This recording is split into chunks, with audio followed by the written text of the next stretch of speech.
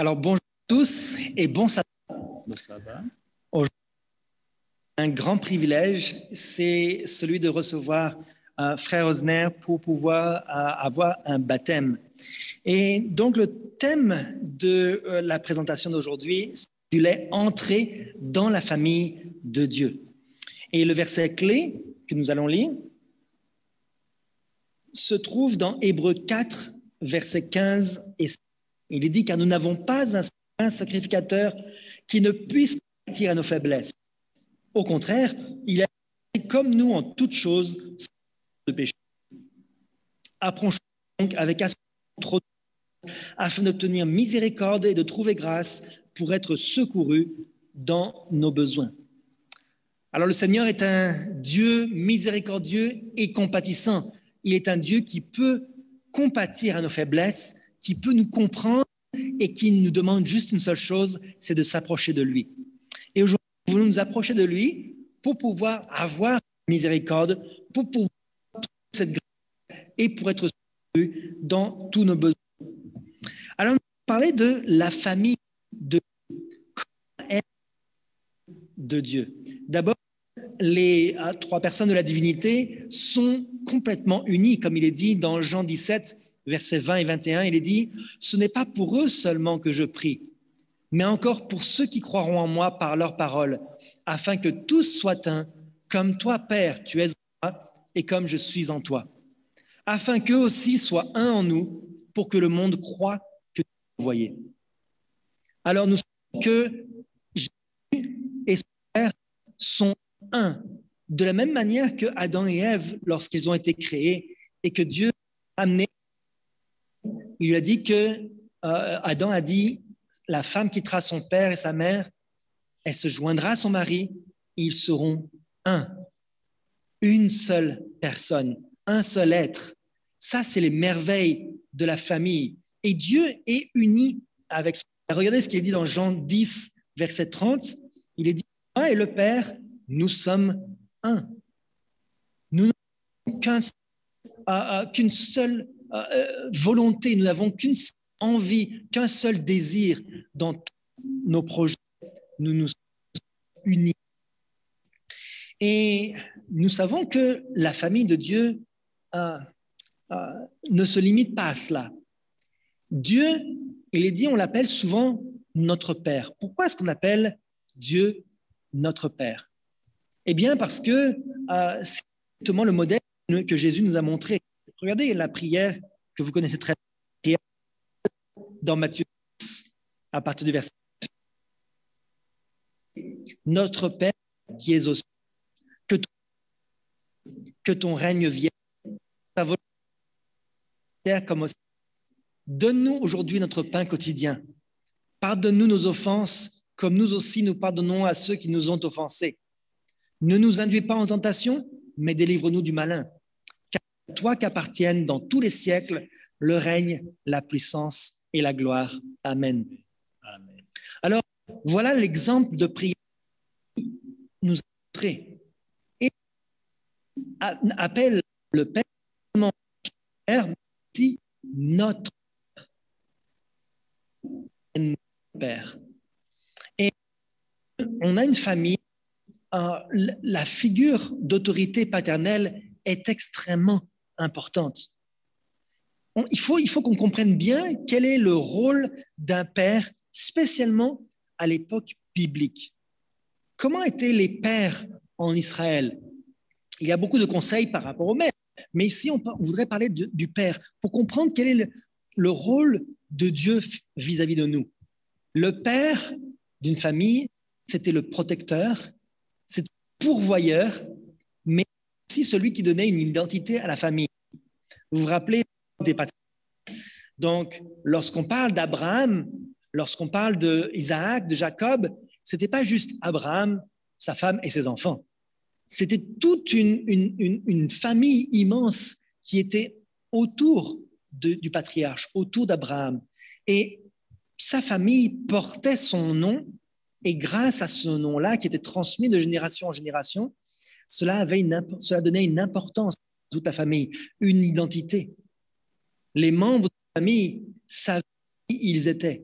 Et c'est pour ça que pour les gens qui étaient orphelins, c'était très difficile parce qu'ils perdaient ce nom, cette autorité de leur père, ils le perdaient. Et donc, le père, la figure du père est très importante dans la parole de Dieu et à l'époque biblique et encore pour nous aujourd'hui. Je pense que vous avez tous des excellents souvenirs de vos parents et à quel point vos parents étaient présents. Lorsque vous êtes jeune, plus on est adolescent, adulte, homme, moins on reçoit d'avoir qu'il soit présent. Mais le Père, notre Père céleste, est là pour nous. Alors qu'on puisse voir ces caractéristiques de notre Père céleste. Premièrement, il est pourvoyeur ou fournisseur. Dans Matthieu, versets 31 et 32, il nous est dit, ne vous inquiétez donc point et ne dites pas que vous, car toutes ces recherches, votre Père céleste, que vous en avez besoin. Et notre Père va tout faire pour nous fournir tout ce dont nous avons besoin, tout ce qui est nécessaire pour nous. Voilà pourquoi nous voulons nous joindre à la famille de Dieu. C'est une des raisons, parce que nous savons que notre famille, notre Père va nous prendre soin, il va nous donner les choses dont nous avons besoin. Sans notre Père, si nous ne sommes pas joints à la famille céleste, nous sommes comme des orphelins qui n'avons personne pour nous occuper de nous, qui sont dans ce monde seuls, tristes et qui n'avons rien pour nous. Mais dès que nous nous joignons à la famille de Dieu, Dieu prend soin de nous. La deuxième caractéristique, c'est que Dieu est un Dieu protecteur. Notre Père, il est dit dans Jean 10, verset 29, il est dit « Mon Père qui me les a donnés est plus grand que tous et personne ne peut les ravir de la main de mon Père. » Lorsque nous appartenons, nous prenons la décision d'appartenir au Seigneur, Dieu nous protège. Personne ne peut décider de nous voler la place qui nous est réservée.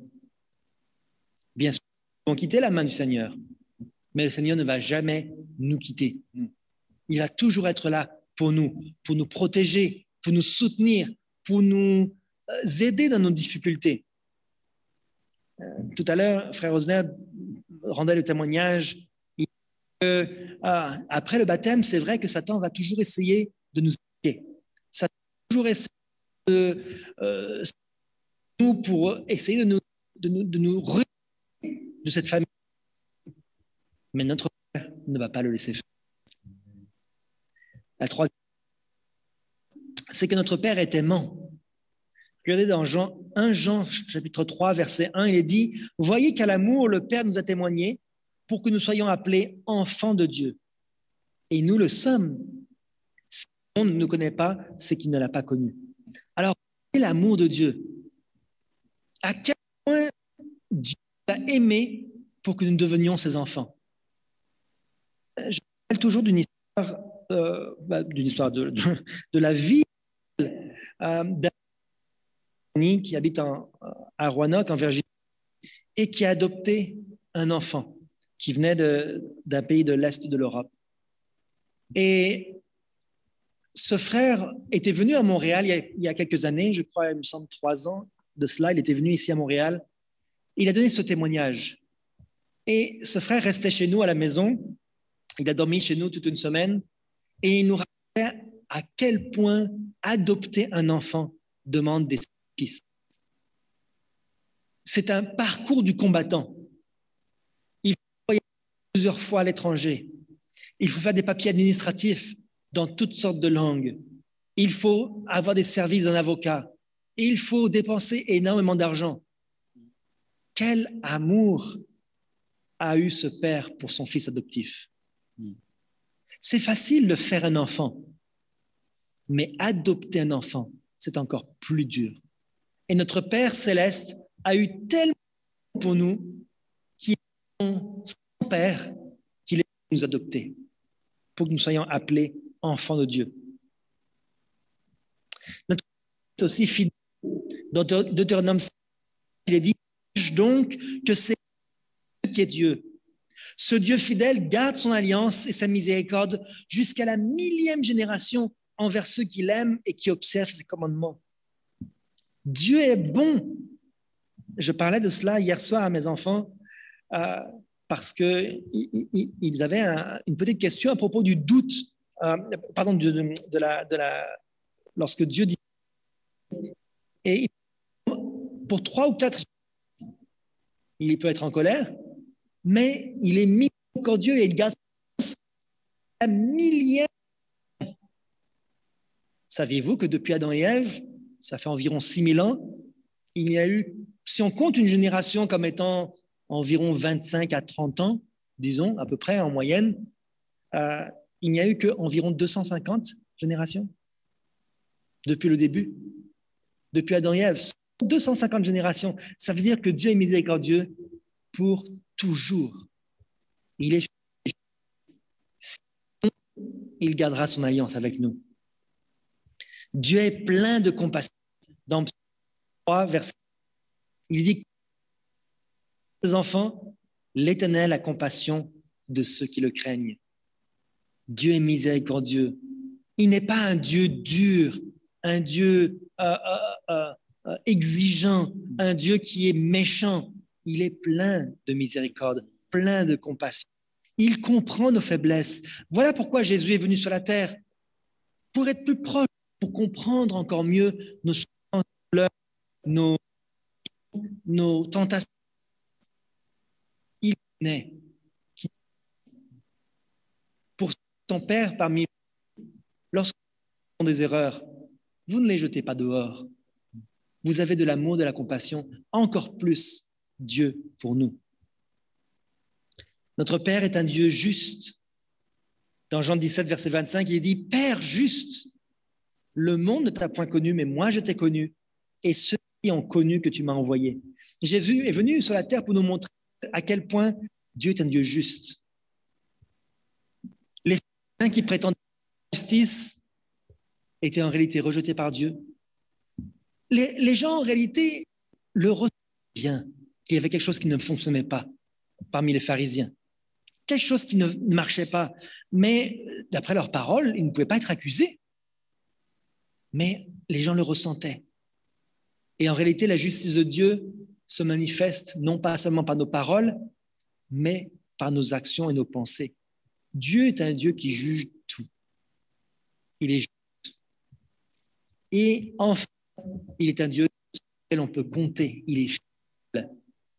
Dans Jacques 1, verset 17, il dit « Toute grâce et tout don parfait descendent d'en haut, du Père des Lumières, chez lequel il n'y a ni changement, ni ombre de variation. » Dieu ne change pas, on peut constater sur lui, il est le même hier, aujourd'hui et demain.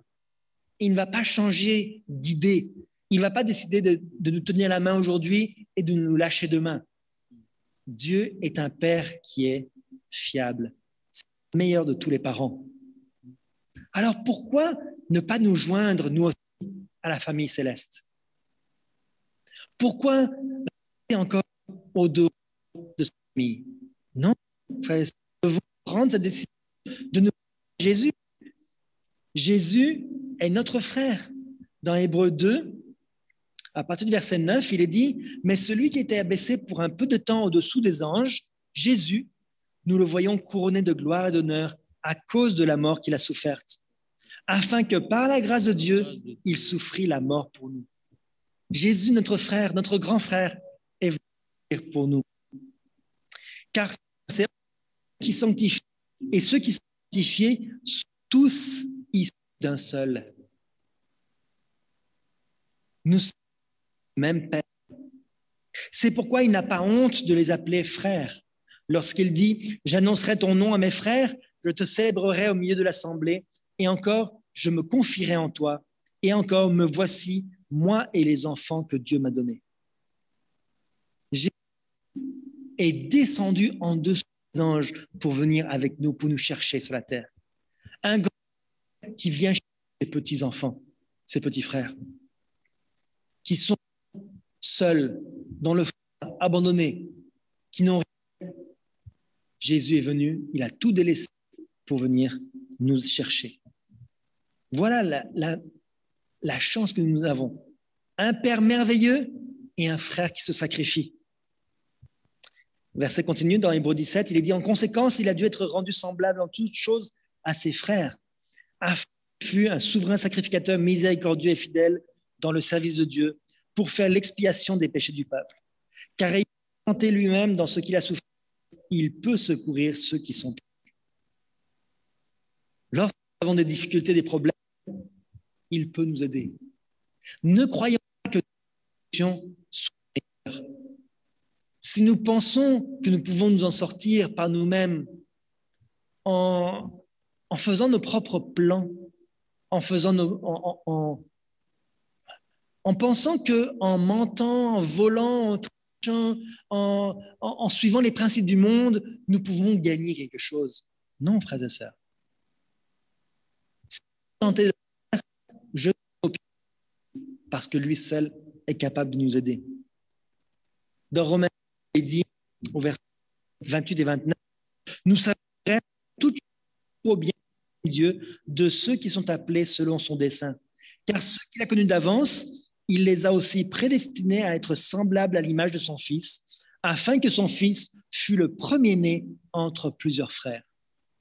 Et le mot qui est utilisé ici comme premier-né ne veut pas dire ça, ne veut pas dire le premier à être né, puisque nous savons que Jésus n'est pas le premier à être né. Il est né avec Marie, il est né bien après Caïn et Abel, mais il est le premier parmi tous, le plus important.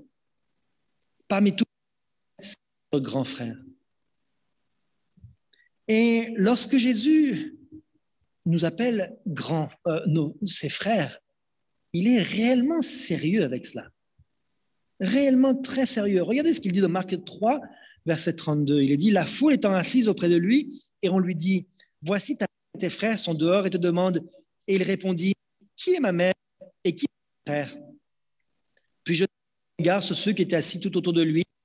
Voici-t-il ma mère et mes frères? Car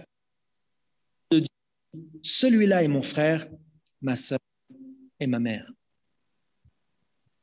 Alors on voit que Jésus nous appelle ceux qui font sa volonté, il les appelle réellement des frères. Il va même jusqu'à privilégier sa famille spirituelle plutôt que sa famille réelle. Frères et sœurs, les relations terrestres sont importantes, mais les relations spirituelles sont dures. Elles sont plus importantes. Peut-être que vous avez vu certaines... Peut-être que vous avez des différences. Peut-être que certains sont décédés. Mais les relations célestes, les relations spirituelles avec la grande famille de Dieu ne disparaissent pas. Lorsque nous sommes frères, une fois, nous sommes frères pour toujours. Et il est important de noter que le critère pour être considéré comme le frère de Jésus, ce n'est pas le simple fait de croire. Ce n'est pas de croire. Regardez, ce n'est pas ce qui est mon frère, c'est qui fait la volonté de Dieu. La volonté du Père, c'est ça qui définit si nous sommes le frère, la sœur de Jésus. Et lorsque nous faisons la volonté de Dieu, nous nous mettons à ressembler à Dieu. Parce que notre Père céleste veut que ses enfants adoptifs adoptent le même air de famille. Et donc, il nous a donné un modèle de Christ pour que nous puissions ressembler. Nous sommes tous différents. Nous venons tous de nationalités différentes, de pays différents, de cultures différentes, mais que nous sommes unis à la et que nous faisons sa volonté. Les gens peuvent dire, oh, vous êtes une grande famille. Vous vous entraidez, vous vous soutenez les uns les autres. Vous n'avez pas de divergence. Oui, pourquoi? Parce que nous avons le même air de famille. Et puisque nous sommes frères et sœurs, nous sommes aussi héritiers de Dieu et co-héritiers de Christ, si toutefois souffrons avec lui. Oui, Dieu notre Père, mais la souffrance peut être nécessaire. Parce que c'est difficile de sortir de notre zone de confort. Nous avons été habitués à avoir comme père le diable. Et pour lâcher ce diable et pour tenir la main de Jésus, c'est difficile parce que nous avons des habitudes qui sont ancrées en nous. Mais il faut quitter ces habitudes. Il faut sortir de notre zone de confort et adopter les habitudes de Christ. Ce matin, Sarah a témoigné de ses enfants en plusieurs semaines et lorsqu'ils sont revenus chez leur maman, alors qu'ils ne sont pas adventistes, le vendredi soir, la mère leur a dit de faire et ses enfants ont dit non, nous ne pouvons pas faire nos devoirs aujourd'hui, c'est le sabbat. Frères et sœurs, c'est ça. Nous devons redevenir comme des petits-enfants pour apprendre, pour changer nos habitudes, pour devenir fils et filles de la famille de Dieu. Alors, comme il dit, donner au Christ, nous sommes membres de la famille de Dieu et tout dans la famille du Père nous appartient. Tout est à notre disposition. Nous pouvons tout par celui qui nous fortifie. Dieu est là pour nous donner tout ce qu'il a dans le ciel. Tous ces trésors sont à notre disposition puisque nous sommes maintenant héritiers de ces choses-là. Et cette divine tellement à nous donner. Regardez ce qu'il est dit en Job, il dit « Contempler ça et être changé de gloire en gloire. » Lorsque nous ne sommes pas encore parfaits, mais nous promettons de le devenir. Nous faisons clairement solennellement de devenir comme notre frère, Jésus-Christ. Vous soupirez après un sentiment plus total, plus profond de l'amour du Sauveur. Vous êtes insatisfait, mais ne désespérez pas. Donnez à Jésus le meilleur et ce qu'il y a de plus sacré des affections de votre cœur. Emparez-vous de chaque rayon de lumière. Cultivez toutes les aspirations de votre âme vers Dieu. Emparez les pensées spirituelles et les communions. Vous n'avez vu le premier l'aube de la gloire divine. En accroissant votre connaissance du Seigneur, vous apprendrez que sa marche est semblable à celle du matin. Le sentier des justes est comme la lumière resplendissante dont l'éclat va croissant jusqu'au milieu du jour. Alors, lorsque nous nous appartenons à Jésus, des fois nous avons des moments où nous sommes désespérés. Nous ne sommes pas encore parfaits et nous sommes un peu tristes de cela. Mes frères et sœurs, ne désespérons pas. Donnez à Jésus votre temps, votre amour, comme il dit, votre affection.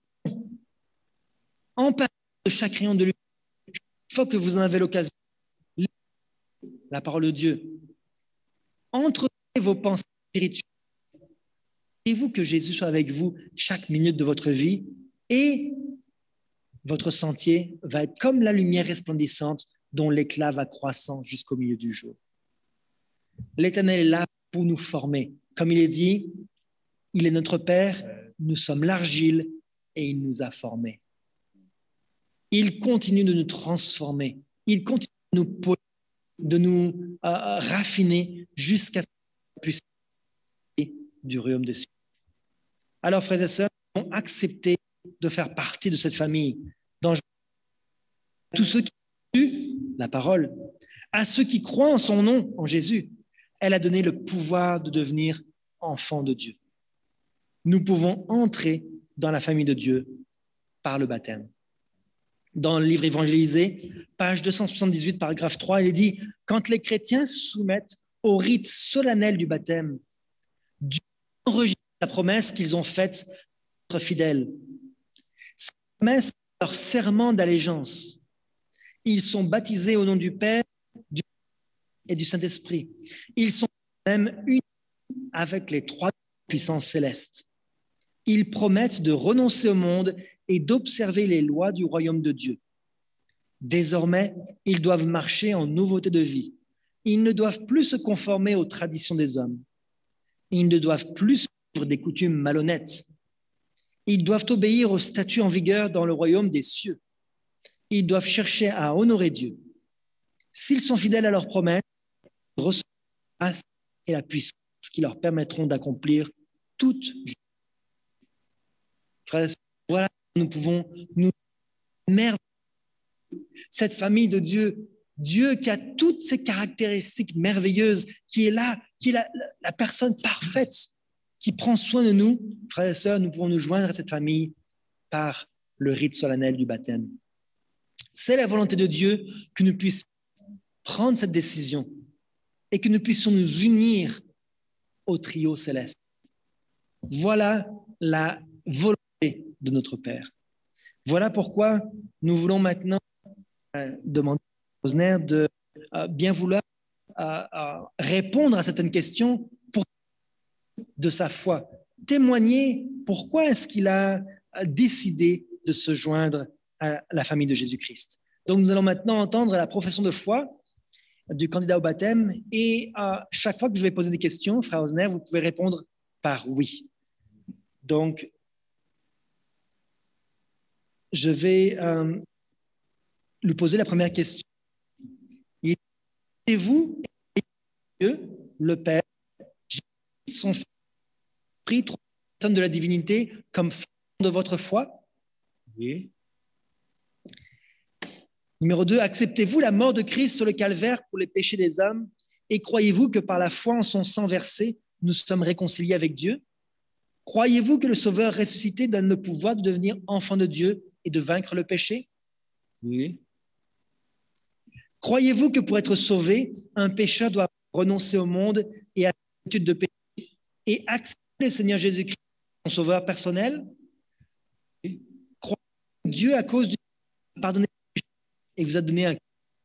Oui. Croyez-vous que la Bible est la parole inspirée de Dieu et qu'elle a constitué notre règle de foi et de pratique? Oui. Croyez-vous que les 10 commandements sont toujours en vigueur pour les chrétiens? Oui.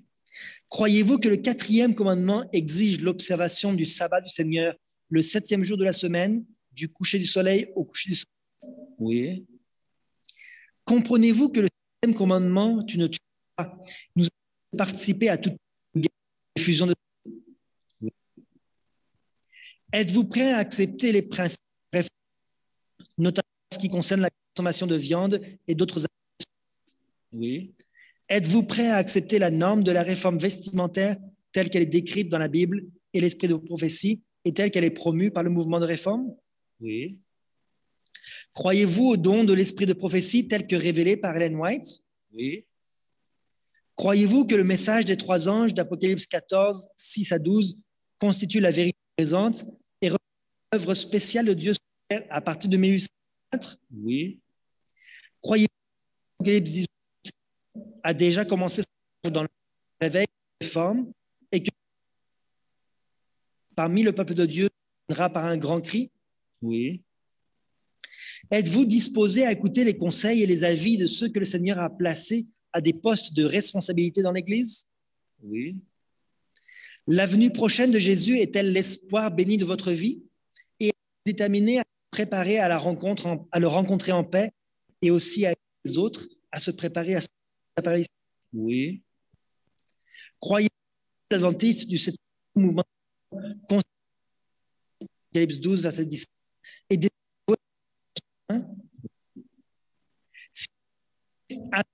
donné par écrit ou par toute autre preuve de toute ancienne affiliation religieuse, de tout syndicalisme, loge ou société secrète auquel vous auriez appartenu?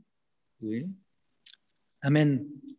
Donc, frères et sœurs, vous avez entendu le témoignage de frère Rosner et je voudrais maintenant demander à la secrétaire de l'Église, sœur Betty, s'il peut nous confirmer aussi que l'Église, le comité d'Église recommande pour le baptême. Alors, je vais lui demander d'activer son micro un petit instant. Oui, c'était confirmé, c'était voté à l'unanimité. Merci beaucoup, sœur Betty. Si vous le voulez bien, nous allons maintenant avoir cette cérémonie du baptême.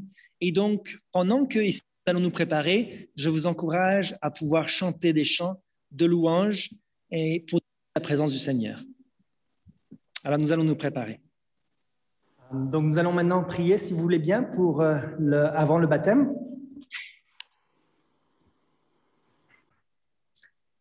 Notre bon Père Céleste, Seigneur, Dieu du ciel et de la terre, tu vois notre frère Rosner qui voudrait prendre la décision de se joindre à ton peuple nous te demandons, Père, que tu puisses l'entourer de ton Esprit Saint, le prendre dans tes bras, Seigneur, et l'emmener jusque dans la Nouvelle Jérusalem. Seigneur, sois avec tous les membres d'Église aussi, pour qu'ils puissent être un soutien pour Frère Osner, pour qu'ils puissent l'accompagner, pour qu'ils puissent l'entourer, et pour que lui et sa famille puissent aussi continuer de marcher dans la bonne direction. Seigneur, sois avec sa femme et ses enfants qui sont encore en Haïti, qui peut-être se sont joints à nous sur Zoom ou sur YouTube, et Seigneur, qui vont témoigner de cet engagement. Nous te demandons que tu puisses nous entourer par tes saints anges et bénir ce service que nous avons aujourd'hui, et ainsi que bénis tous ceux qui n'ont pas encore pris cette décision-là, afin qu'ils puissent eux aussi se joindre à ton peuple. Te demandons ces grâces, Seigneur, au nom de Jésus. Amen. Amen.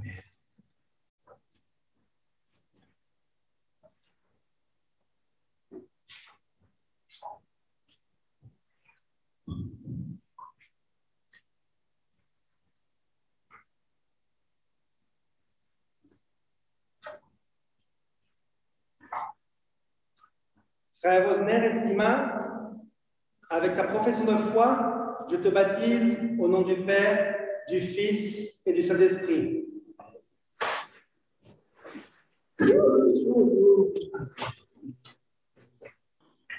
Amen. Gloire à Dieu.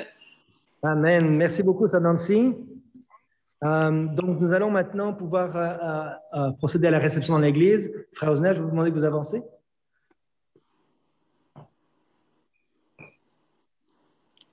On peut se mettre ici, que tout le monde puisse nous voir. Voilà. Donc, Frère Osner, je vous tends la main pour vous recevoir dans l'Église adventiste du 7e jour, mouvement de réforme. Merci, pasteur.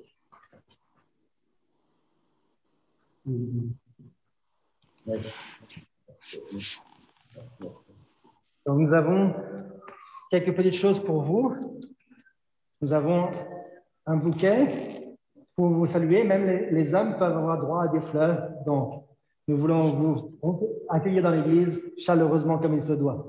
Et un livre pour vous, et ainsi qu'un certificat de baptême. Donc, il manque juste la signature de Sœur Betty pour que le certificat puisse être valide, puisque à distance, malheureusement, les choses doivent se faire à distance. So, because of the distance, unfortunately, Sister Betty didn't have a chance to sign. It's just missing one signature. But other than that, we're welcoming him cordially and warmly into our church. Donc, merci. Que Dieu vous bénisse. Merci. Alors, je voudrais savoir si vous aviez un témoignage à partager avec nous. Oui, c'est très important. Oui. Et chers frères et sœurs, amis dans le Seigneur, c'est avec un cœur de joie que j'ai senti en ce moment, parce que je rentre dans la famille pour faire la course ensemble avec vous. Et chers frères et sœurs, je sais que ce n'est pas une chose qui est facile, mais j'ai longtemps allaité pour que je prenne mon engagement pour marcher avec Christ par le dos du baptême. Mais j'ai tardé, j'ai pris du temps. Mais à la dernière minute, j'ai dit, il n'y a pas de temps à perdre encore. C'est le moment pour que j'ai avancé vers l'avant. Et j'ai pris la décision avec les deux frères et sœurs à Montréal, et surtout, spécialement, Pasteur Lombard, qui toujours allait chez moi pour donner l'encouragement avec moi, c'est Betty. Chaque fois, je n'ai pas tenu de citer le nom, mais qui toujours donne l'encouragement pour que je rentre dans la famille. Aujourd'hui, je rentre dans la famille avec nous. Et chers frères et sœurs, je demande à continuer aider dans la prière. Et ma famille aussi pour capable rejoindre avec moi au Canada. Parce que je manque de la famille. Et aujourd'hui, c'est une belle fête. Si toutefois ma femme et les enfants étaient au Canada avec moi c'est un jour de réjouissance. Mais malgré j'ai joyeux, mais j'ai manqué de la famille à côté de moi. Amen. Et chers frères et sœurs, j'ai compté sur présent chacun de nous pour capable continuer à prier pour moi et que pour ma famille rejoigne avec moi au Canada. Et chers frères et sœurs, et j'ai senti en ce moment, je suis joyeux parce que j'ai parmi des frères et sœurs, parmi des mondes sauvés. Et continuer à prier pour moi pour que je continue la course parce que ce n'est pas une chose qui est facile, parce que c'est les moments que j'ai atteints, je vais entreprendre tous les obstacles sur ma route, mais je sais que Dieu va de mon côté pour continuer et aider moi à faire la course. Chers frères et sœurs, je n'ai pas beaucoup à témoigner, mais je pense, et parce que le moment c'est déjà très court, mais je laisse le témoignage après pour que je continue à témoigner la grandeur de Dieu. Que Dieu vous bénisse tous. Amen. Amen. So Brother Osner was saying that he would ask, he would ask for our prayers, especially for his family, because his family is not here, and he asked that you may keep praying hard so that they will be able to come very soon. So he also, is very happy. He mentioned that he's joining the family today, and his earthly family is not here, but he has joined his heavenly family. So that's what he was saying in brief. So may God bless him, and please keep praying for him. Donc, continuez de prier pour lui, s'il vous plaît.